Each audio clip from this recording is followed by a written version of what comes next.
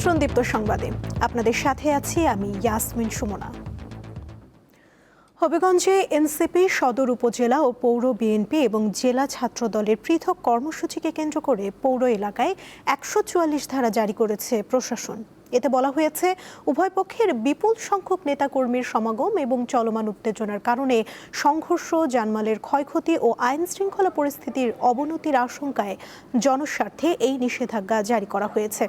এর আগে এনসিপি তাদের পূর্ব ঘোষিত মৌলভীবাজার জেলার 2টি জুলাই পদযাত্রা সাময়িক স্থগিত করে হবিগঞ্জ শহরে বিক্ষোভ মিছিল ও সমাবেশের ঘোষণা দেয়।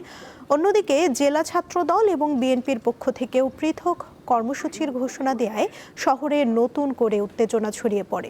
এর আগে মঙ্গলবার সন্ধ্যায় হবিগঞ্জ শহরের টাউন হলে এনসিপির পদযাত্রার শেষে স্টাফ কোয়ার্টার এলাকায় ছাত্র দলের সাথে সংঘর্ষ হয়। সংঘর্ষে এনসিপির মুখ্য সংগঠক সার্জিস আলম, নাসির উদ্দিন পাটোয়ারি এবং হবিগঞ্জ জেলা শাখার সদস্য সচিব মাহমুদ চৌধুরীর মুবিন সহ 10 জন আহত হন। জাতীয় নাগরিক পার্টি এনসিপি বিক্ষোভ সমাবেশ, শব্দ উচ্চারণ এবং হবিগঞ্জ পৌর এলাকায় আইন। ত্রয়োদশ জাতীয় সংসদ নির্বাচনে চট্টগ্রাম 2 আসনে বিএনপির প্রার্থী সারোয়ার আলমগীরকে সংসদ সদস্য পদ বহাল রেখেছে আপিল বিভাগ। তার শপথ নেয়ার পক্ষে হাইকোর্টের রায়ের কার্যকারিতা স্থগিত চেয়ে করা আবেদন কার্যতালিকা থেকে বাদ দিয়েছে সর্বোচ্চ আদালত। মঙ্গলবার বিষয়টির উপর চূড়ান্ত সিদ্ধান্ত দেওয়ার কথা থাকলেও আদালত তা না দিয়ে পরবর্তী দিনের জন্য আদেশ সংরক্ষণ করেন। এর আগে নির্বাচন কমিশনের সারোয়ার আলমগীরের প্রার্থিতা বহাল রাখার সিদ্ধান্তকে অবৈধ ঘোষণা করেছিল হাইকোর্ট। সেই রায়ের বিরুদ্ধে আপিল করেন চট্টগ্রাম 2 আসনে জামায়াতের প্রার্থী মোহাম্মদ নুরুল আমিন।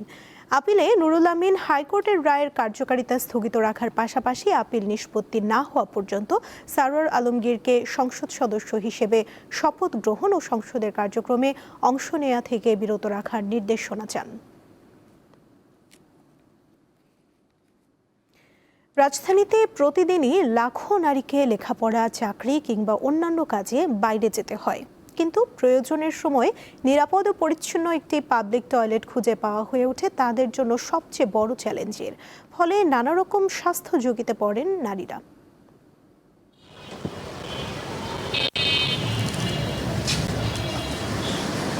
আমরা বেশিরভাগ পাবলিক টয়লেটগুলোতে যেগুলো দেখি আসলে পরিচ্ছন্নতা থাকলেও বেশিরভাগ ক্ষেত্রে সাবান বা হ্যান্ডওয়াশ বা পানির ব্যবস্থা অপ্রতুল থাকে। এখানে তার সবগুলোই মোটামুটি আমরা দেখতে পাচ্ছি এবং এই পাবলিক টয়লেটের পরিচ্ছন্নতা দেখতে পাচ্ছি। এটা ঢাকা উত্তর সিটি কর্পোরেশনের একটি পাবলিক টয়লেট এবং এখানে দেখা যাচ্ছে যে নারীদের জন্য স্যানিটারি ন্যাপকিনের ব্যবস্থা করা হয়েছে এবং বিশেষ চাহিদা সম্পন্ন নারীদের জন্য আলাদা পাবলিক টয়লেটের ব্যবস্থা করা হয়েছে। তো এখন আমরা আসলে দেখতে চাই এই রাজধানী ঢাকার বাকি পাবলিক টয়লেটগুলো, বিশেষ করে নারীদের জন্য যে টয়লেট আছে সেগুলোর ব্যবস্থা আসলে কেমন। ঢাকায় বিপুল সংখ্যক মানুষের জন্য 2 সিটি কর্পোরেশন মিলে কাগজে কলমে গণশৌচাগার রয়েছে 200-র কম, যেখানে 80% টয়লেটে নেই পানি, সাবান কিংবা টিস্যুর ব্যবস্থা, আর 90% টয়লেটে নেই পর্যাপ্ত আলো বা নিরাপত্তা, যা নারীদের একেবারেই ব্যবহার অনুপযোগী। বাসা থেকে এই মেন্টালিটি নিয়ে বের হই যে কখনো যাতে ফেস করতে না হয়, কোনোভাবে হাইজিন মেনটেনও হয় না, আবার ধরেন সেফ কিনা জানি না আসলে আমরা। বেসরকারি সংস্থা ওয়াটার এইডের সাম্প্রতিক এক গবেষণায় দেখা গেছে 69% নারী বাইরে বের হওয়ার আগে পানি পান কমিয়ে দেন পাবলিক টয়লেট এড়াতে। 15% নারী একেবারেই পানি পান করেন না। আমার ডেস্টিনেশন থেকে আমি যখন রওনা দিব তখন সেই প্রিফারেবল যে প্লেসটা আছে সেখান থেকে করতে হয়, নতুবা আমি আমার এখানে যে ডেস্টিনেশনে পৌঁছাবো সেখানে এসে আমাকে ফ্রেশ হতে হয়। আর যেহেতু ঢাকার জ্যাম অনেক, বিশাল জ্যাম, 2-2.5 ঘন্টা 3 ঘন্টা, I have to hold it. দীর্ঘ সময় টয়লেট ব্যবহার না করলে প্রস্রাবের সংক্রমণ, পানি শূন্যতা, কিডনি জটিলতা সহ নানা স্বাস্থ্য ঝুঁকি তৈরি হয় বলে জানান বিশেষজ্ঞরা। এই মূত্রালয়ের সংক্রমণ থেকে তার দীর্ঘমেয়াদী সমস্যা হতে পারে। এটি একটি ব্যক্তিগত সমস্যাই শুধু নয়, জনস্বাস্থ্যের সমস্যা, সামাজিক, এবং এটাকে সমস্ত কর্তৃপক্ষ এটা সমাধানের জন্য একযোগে কাজ করতে হবে। বিশেষজ্ঞরা বলছেন, একটি নগরীতে 2 কিলোমিটারে 2টি পাবলিক টয়লেট প্রয়োজন। ঢাকায় বিচ্ছিন্নভাবে কিছু আধুনিক টয়লেট নির্মিত হলেও সুষ্ঠু ব্যবস্থাপনার অভাবে বেশিরভাগই জনস্বার্থে কাজে লাগছে না। এখানে হাজারখানেক পাবলিক টয়লেট হলে আমাদের যে দৈনন্দিন প্রয়োজন, সেই দৈনন্দিন প্রয়োজনটা মেটানো সম্ভব। অনেক জায়গায় দেখবেন যে পাবলিক টয়লেট আছে ঠিকই, কিন্তু সেই পাবলিক টয়লেটে লোক সংখ্যা কম হয়। কোন জায়গাটায় পাবলিক টয়লেটটা হবে বা হচ্ছে সেই জায়গাটা নির্ধারণ করা খুবই গুরুত্বপূর্ণ। তবে রাজধানীর তেজগাঁও, ফার্মগেট, গাবতলী, মহাখালী সহ জনবহুল এলাকায় সিটি কর্পোরেশনের সাথে অংশীদারিত্বের ভিত্তিতে কয়েকটি বেসরকারি প্রতিষ্ঠান নারীবান্ধব আধুনিক টয়লেট নির্মাণ ও পরিচালনা করছে। টয়লেটের জন্য অনেক প্রবলেম ফেস করতে হয়। আমার শাশুড়ি আমার মাত্র ওই পাশে একটা টয়লেট এসেছে, ওখানে এত বাজে দুর্গন্ধ। নর্মালি এজন্যই আমরা টয়লেট ইউজ করি না। এরকম একটা ক্লিন অ্যান্ড ভিতরে দেখলাম যে অনেক ফ্যাসিলিটিস আছে। প্রত্যেকটি স্পটে দেখা যায় এগুলো থাকলে আমাদের মেয়েদের জন্য অনেক ভালো। প্রয়োজন অনুপাতে পাবলিক টয়লেট না থাকা নগর পরিকল্পনার একটি মৌলিক ত্রুটি বলছেন বিশেষজ্ঞরা। কোনো শহর শুধুমাত্র উঁচু ভবন কিংবা প্রশস্ত সড়ক দিয়ে বাসযোগ্য হয় না। একটি নিরাপদ এবং পরিচ্ছন্ন পাবলিক টয়লেট পাওয়াও নাগরিক অধিকার। আর সে অধিকার নিশ্চিত না হলে স্বাস্থ্য সুরক্ষা কিংবা সমান অধিকার সবই থেকে যায় প্রশ্নের মুখে। শিউলি শবনম, দীপ্ত সংবাদ, ঢাকা। দেশে চলমান গ্যাস সংকটে বিপাকে পড়েছে উৎপাদনমুখী শিল্প কারখানা। এই পরিস্থিতি দীর্ঘায়িত হলে শ্রমিকদের বেতন ভাতা পরিশোধে সমস্যা তৈরি হতে পারে বলে আশঙ্কা করছেন শিল্প মালিকরা। পাশাপাশি ঢাকা ও এর আশপাশের এলাকায় এরই মধ্যে বন্ধ হয়ে গেছে বেশ কিছু ছোট বড় শিল্প প্রতিষ্ঠান, আর বন্ধ হওয়ার পথে রয়েছে আরও অনেকগুলো। আবাসিক পর্যায়ে গ্যাসের সংযোগ বন্ধ হয়েছে বহু আগেই। শিল্পে গ্যাসের সরবরাহ নিয়ে অভিযোগ প্রচুর। আমদানি নির্ভর দেশ গ্যাস খাত এবার পড়েছে আরেক বিপর্যয়ে। আশা, ফিলিং স্টেশন কিংবা শিল্প সব স্থানেই গ্যাসের চাপ নেই বললেই চলে। গ্যাস সংকটের প্রভাব পড়তে শুরু করেছে ক্ষুদ্র শিল্প প্রতিষ্ঠানগুলোতে। ঢাকা ও এর আশেপাশে আমরা বেশ কিছু প্রতিষ্ঠান ঘুরে দেখেছি। শ্যামপুর শিল্প এলাকার বেশ কিছু প্রতিষ্ঠান এর মধ্যে বন্ধ হয়েছে এবং বন্ধ হওয়ার পথে আরও কিছু প্রতিষ্ঠান। রাজধানীর কদমতলীর শ্যামপুর এলাকার পুরাতন আলীবহর শিল্পনগরীতে 95টি ছোট বড় সিলভারের স্কেপ, অ্যালুমিনিয়ামের ইনগট কারখানা আছে। এগুলো চলে গ্যাসের মাধ্যমে। 2 সপ্তাহের বেশি সময় ধরে চলা গ্যাস সংকটে সীমিত হয়ে পড়েছে উৎপাদন। বন্ধ হয়েছে বেশ কিছু প্রতিষ্ঠান। আজকে 15 থেকে 20 দিন যাবত যে গ্যাস সংকট আমরা দেখতেছি, এই সংকট আমরা 20 বছরের ভিতরেও কোনোদিন দেখি নাই। এরকম যদি সংকট হইতে থাকে সামনে, যদি এটা কোনোভাবেই সরকার কোনো পদক্ষেপ না নেয়, তাহলে আমাদের এই শিল্প প্রতিষ্ঠান টিকায় রাখা কোনো মতেই সম্ভব হবে না। একই অবস্থা রাজধানীর পুরান ঢাকার মৌলভীবাজার ও চকবাজার এলাকার হাড়িপাতিল তৈরির কারখানাগুলো। মেন যে ম্যানুফ্যাকচার, এই ম্যানুফ্যাকচারের কাজ করতে পারতেছে না। উৎপাদন না করতে পারলে মালটা আউট হইব কিভাবে, মালটা সেল দিব কিভাবে? এখানে মেল ফ্যাক্টরি একবারে বন্ধ, আজকে 5টা ফ্যাক্টরি বন্ধ। দেশে বেশ কিছুদিন যাবৎ গ্যাস সংকট। বাসাবাড়ি, যানবাহন, শিল্প প্রতিষ্ঠান সবকিছু থমকে পড়েছে এই সংকটে। প্রতিষ্ঠান চলছে না গ্যাস সংকটে, সাধারণ শ্রমিকরা পাচ্ছে না মজুরি, ফলে ঘরে জ্বলছে না চুলো। আমরা কাজ করতে পারতাছি না। আজকে প্রতিষ্ঠান বন্ধ হওয়ার পথে, এইভাবে যদি প্রতিষ্ঠান বন্ধ হয়ে যায় তাহলে আমরা পরিবার ফ্যামিলি নিয়ে আমরা কিভাবে চলবো? কাজ করাও বন্ধ, আমাদের খাওয়া দাওয়ারও সমস্যা, আমাদের সব দিক দিয়ে সমস্যা। আজকে মেশিন ঘুরতেছে না, এরকম মনে করেন যে প্রত্যেক দিনই বসে থাকা লাগে। হাজিরা 200 টাকা হাজিরা পাই, 200 টাকা হাজিরায় তো আর পেট ভরে না। এই সংকটের বিষয়ে গ্যাস কর্তৃপক্ষ মন্তব্য করতে রাজি হয়নি। তবে সোমবার জ্বালানি প্রতিমন্ত্রী জানান, আগামী সপ্তাহ থেকে গ্যাসের চাপ বাড়তে পারে। জানা যায়, কক্সবাজার মহেশখালীতে ভাসমান এলএনজি টার্মিনালে অগ্নিকাণ্ডের জেরে যান্ত্রিক ত্রুটি থেকে দেশের দীর্ঘদিনের গ্যাস সংকটকে আরও ঘনীভূত করেছে। আলোয়ান খান, দীপ্ত সংবাদ, ঢাকা।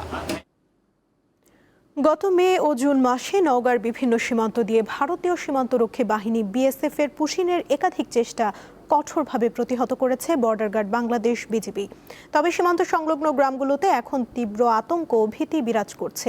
পুশিন আতঙ্কে চরম নিরাপত্তাহীনতায় ভুগছেন স্থানীয় বাসিন্দারা। মাস দেড়েক আগে নওগাঁর একাধিক সীমান্ত দিয়ে একাধিক পুশ ইনের ঘটনা ঘটেছিল। সেই পুশ ইনের ঘটনাগুলো বাংলাদেশের বিজিবি কঠোর হাতে দমন করেছিল, কিন্তু এই সীমান্তবর্তী এলাকায় যে গ্রামগুলো রয়েছে, যে বাসিন্দারা রয়েছে, তারা পুশ ইনের ঘটনা এবং মাঝে মধ্যেই সীমান্তে যে বিভিন্ন দুর্ঘটনা ঘটছে সেগুলো নিয়ে কিন্তু তারা অনেকটা দুশ্চিন্তায় আছে। এছাড়া সীমান্তবর্তী এলাকার বাসিন্দারা যেন কোনো প্রকার দুশ্চিন্তা না পড়ে, কোনো অশান্তি সৃষ্টি না হয়, যার কারণে বিজিবির পক্ষ থেকে সার্বক্ষণিকভাবে বিভিন্ন কার্যক্রম অব্যাহত রাখা হচ্ছে। এছাড়া জেলা প্রশাসনের পক্ষ থেকে সীমান্তবর্তী এলাকার মানুষদের সচেতন করার কিন্তু কার্যক্রমগুলো চলছে।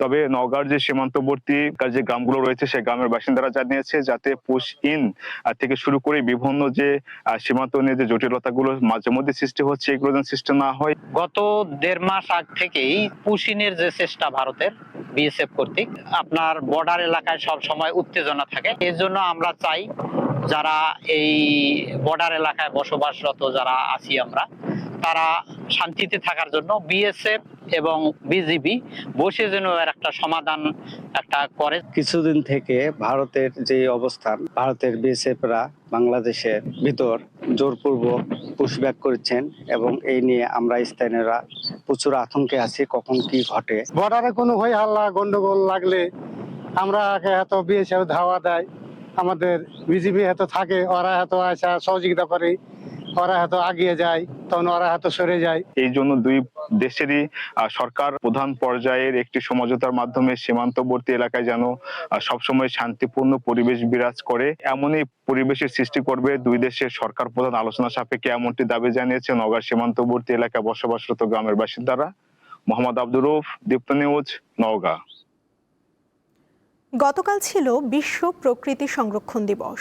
প্রাকৃতিক সম্পদ সংরক্ষণ, উদ্ভিদ ও প্রাণী জগতের সুরক্ষা, জীববৈচিত্র্য হ্রাস ও দূষণের মতো পরিবেশগত হুমকি সম্পর্কে সচেতনতা বাড়াতে এই দিনটি পালন করা হয়। বাংলাদেশের প্রাণ প্রকৃতি নিয়ে দীপ্ত সংবাদ ধারাবাহিক প্রতিবেদন প্রচার করছে। আজ থাকছে চুয়াডাঙ্গায় পাখির বাসা ও ডিম রক্ষা নিয়ে একটি প্রতিবেদন।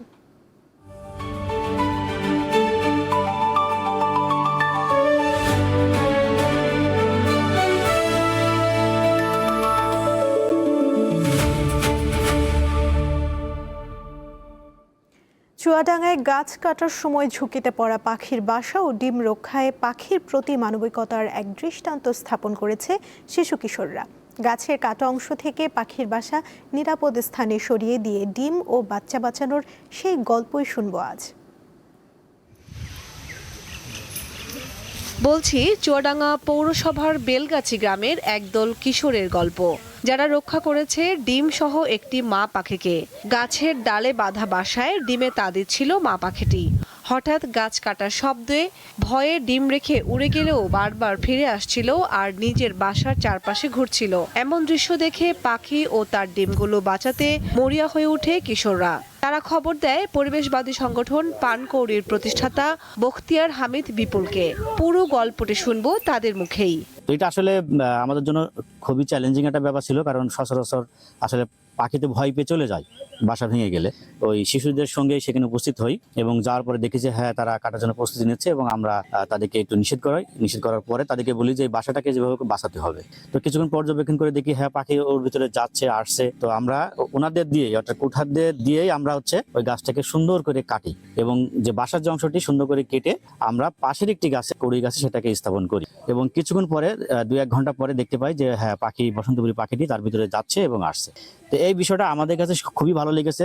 যারা কুঠার যারা গাছ কাটে তাদের কাছে একটা আশ্চর্য ব্যাপার যে তারা এটা কখনো এরকম ভাবে তো ভাবিনি। পাখিগুলোর ডিম যাতে নষ্ট না হয় তাই জন্য আমরা পাখিগুলোর ডিমগুলো বাঁচাই এবং বাচ্চাগুলো বাঁচাই। তার ডিম শুদ্ধ সেই গাছটুকু কেটে অন্য গাছে দিলাম, তখন সে তার বাসাটাকে খুঁজে সে ডিম তাওয়া দিতে লাগলো। তার কিছুদিন পরে বাচ্চা ফুটলো, বাচ্চা বড় করে সে চলে গেল। পরিবেশ প্রেমীরা বলছেন এমন ঘটনা প্রকৃতি ও জীববৈচিত্র্যের প্রতি মানুষের দায়িত্ববোধের উদাহরণ। এমন মানবিকতাই প্রমাণ করে ইচ্ছে থাকলে মানুষ ও প্রকৃতি নিরাপদে থাকতে পারে। কামরুন নাহার, দীপ্ত, বার্তাকক্ষ। একসময়ে জাতীয় বৃক্ষ মেলায় মানুষের আগ্রহ ছিল ফল ফুলের গাছ ঘিরে, তবে সময়ের সঙ্গে সেই চিত্র বদলেছে। পরিবেশ সচেতনতার পাশাপাশি ঘরের সৌন্দর্য বাড়াতেও এখন অনেকেই ঝুঁকছেন ইনডোর প্ল্যান্ট, এয়ার প্ল্যান্ট সহ নানা ধরনের শৌখিন গাছের দিকে। এসব গাছের স্টলগুলোতে বাড়ছে দর্শনার্থীদের ভিড়, বাড়ছে বিক্রিও। বর্ষাকাল নতুন চারা রোপণের সবচেয়ে উপযুক্ত সময়, তাই প্রতি বছরের মতো এবারও সবুজ প্রেমীদের জন্য আয়োজন করা হয়েছে জাতীয় বৃক্ষ মেলার। পছন্দের গাছ সংগ্রহ করতে মেলায় ভিড় করছেন নানা বয়সী মানুষ। রাজধানীর আগারগাঁয়ে শুরু হয়েছে জাতীয় বৃক্ষ মেলা।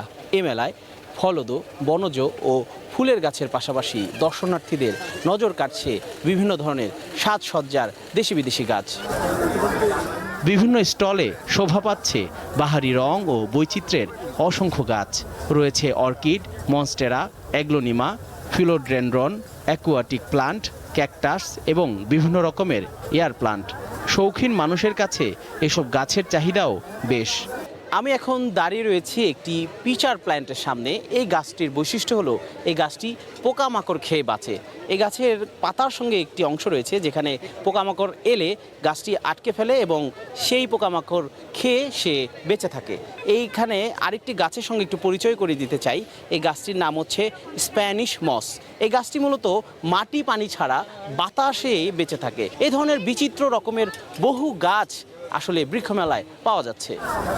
স্টল ঘুরে এসব গাছ সম্পর্কে জানার পাশাপাশি পরিচর্যার পরামর্শ চান ক্রেতা ও দর্শনার্থীরা। এখানে এসে আসলে আমার গার্ডেনিং এর যে আরো যে করার ইচ্ছা অথবা বাসায় যে গাছ লাগানোর ইচ্ছা এটা আরো বেশি বৃদ্ধি পেয়েছে। পুরা মেলাতে অনেক ধরনের গাছ রয়েছে, দেখে দেখে আমরা নিতে পারছি বিভিন্ন ধরনের। সবসময় তো আসলে আমরা জেনারেল গাছগুলোর সম্পর্কেই জানি, কিন্তু এগুলো সম্পর্কে এতটা আমার আইডিয়া নেই। আমার কাছে মনে হয় এখন আসলে মানুষ অনেক উদ্বুদ্ধ হচ্ছে ইনডোর প্ল্যান্টসে। বেশ কিছু নতুন রকমের গাছ দেখেছি যেগুলো আগে দেখা হয় নাই বা বই পুস্তকেও দেখা হয় নাই। এখানে বিপুল সংখ্যক অর্কিড দেখে আমি খুবই আনন্দিত। নার্সারি সংশ্লিষ্টরা বলছেন এসব গাছের অনেকগুলোই বিভিন্ন দেশ থেকে সংগ্রহ করা। তাদের লক্ষ্য শুধু গাছ বিক্রি নয়, মানুষকে বৃক্ষরোপণ ও সবুজ পরিবেশ গড়ে তুলতে উদ্বুদ্ধ করা।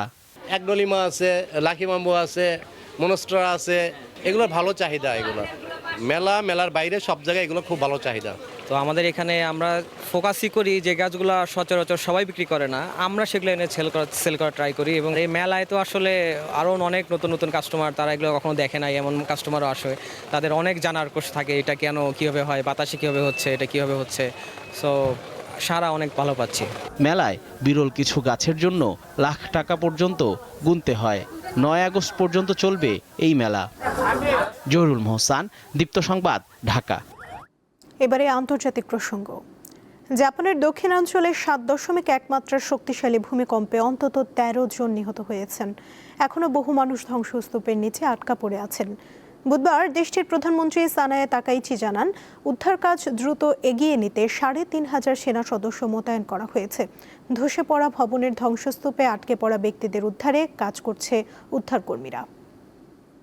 অবরুদ্ধ ভূখণ্ড গাজায় আবারও বিমান হামলা ও সামরিক অভিযান জোরদার করেছে ইসরায়েল। এতে 1 জন নিহতের পাশাপাশি গাজা সিটির একটি মসজিদ সম্পূর্ণ ধ্বংস হয়ে গেছে। বুধবার সংবাদ মাধ্যম আল জাজিরা জানায়, মঙ্গলবার গাজা সিটির আল মুত্তাকিন মসজিদে বিমান হামলা চালায় ইসরায়েলি বাহিনী। পাশাপাশি মধ্য ও উত্তর গাজার বিভিন্ন এলাকায় ধারাবাহিক বিমান হামলা চালানো হয়। এছাড়া গাজার নুসাইরাত শরণার্থী শিবিরেও পৃথক হামলার খবর পাওয়া গেছে। সেখানে হামলায় অন্তত 1 জন নিহত হয়েছেন। নতুন করে চালানো একাধিক হামলায় 22 জন আহত হয়েছেন। এবারে খেলার খবর। তারুবা টেস্টে পাকিস্তানকে 90 রানে হারিয়েছে ওয়েস্ট ইন্ডিজ। এই জয় 2 ম্যাচ সিরিজে 1-0 এগিয়ে গেল স্বাগতিকরা। 211 রানের লক্ষ্য তাড়া করতে নেমে মাত্র 120 রানেই অল আউট হয় সফরকারীরা। বাবর আজম 58 রানে অপরাজিত থাকলেও অন্য কোনো ব্যাটার বড় ইনিংস খেলতে পারেননি। শেষ উইকেটে মোহাম্মদ আব্বাসকে নিয়ে 49 রানের জুটি গড়েন তিনি। বল হাতে ওয়েস্ট ইন্ডিজের জয়ের নায়ক জেডেন সিলস, তিনি একাই নেন 5 উইকেট। এছাড়া কেমার রোচ ও জাস্টিন গ্রিভস 2টি করে এবং শামার জোসেফ 1টি উইকেট নেন। এ জয়ে সিরিজে এগিয়ে গেল স্বাগতিকরা। কোপা সুদা আমেরিকানার প্লে অফের দ্বিতীয় লেগে ইউনিভার্সিদাদ সেন্ট্রালকে 4-2 গোলে হারিয়েছে নেইমারের দল সান্তোস। ম্যাচের মাত্র 19 সেকেন্ডেই রক্ষণভাগের ভুলে গোল হজম করে পিছিয়ে পড়লেও দারুণভাবে ঘুরে দাঁড়ায় ব্রাজিলিয়ান ক্লাবটি। ম্যাচের 39 মিনিটে গোল করে দলকে সমতায় ফেরান মিগুয়েল। দ্বিতীয়ার্ধে গ্যাব্রিয়েল বারবোসা, গ্যাব্রিয়েল মেনিনো ও রনির গোলে বড় জয় নিশ্চিত করে সান্তোস। 2 লেগ মিলিয়ে 8-3 ব্যবধানে জিতে শেষ 16 নিশ্চিত করেছে তারা। ম্যাচে দ্বিতীয়ার্ধে বদলি হিসেবে নেমে গোলের দেখা পাননি নেইমার। এই ছিল এখনকার মতো। পরবর্তী সংবাদ দুপুর 2টায় দেখার আমন্ত্রণ রইল। এছাড়া আরও তথ্য পেতে যুক্ত থাকুন দীপ্ত ডিজিটাল প্ল্যাটফর্মের সাথে। ধন্যবাদ সবাইকে।